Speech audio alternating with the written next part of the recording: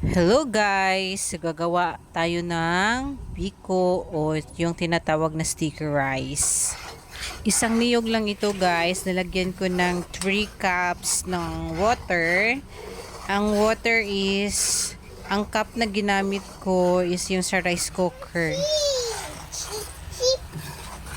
So ayan guys, paghalo-haluin lang natin siya hanggang lumabas yung mata.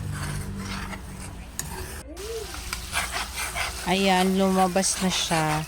Hanggang magiging brown na yan siya. Ayan na. Yung tinatawag namin na lunok.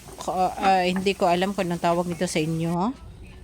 Yan, set aside natin para gawin nating toppings.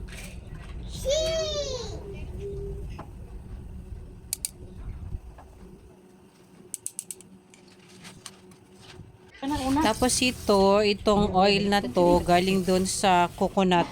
Balik coconut oil na to siya. Lagyan natin ng sugar. Tsaka ito ang tinatawag na kamugay. Hindi ko alam kung anong tawag nito sa inyo. Kasi mix lang natin.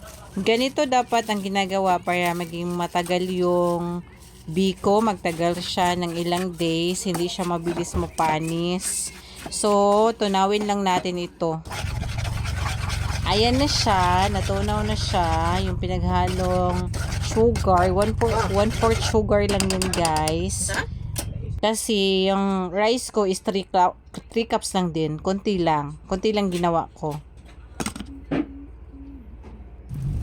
So ayan na, mix ko na siya, nilagay ko na yung rice, dyan sa sugar na tinunaw natin sa coconut oil.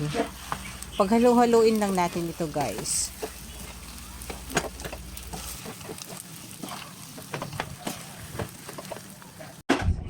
So ayan na yung itsura niya. Nahalo na natin siya. Na-mix na natin ng maayos. Tapos konting heat lang. Yan. Lagay natin yung toppings na sinet aside natin kanina.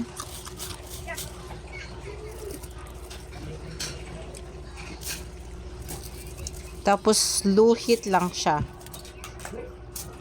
Kasi luto naman na siya.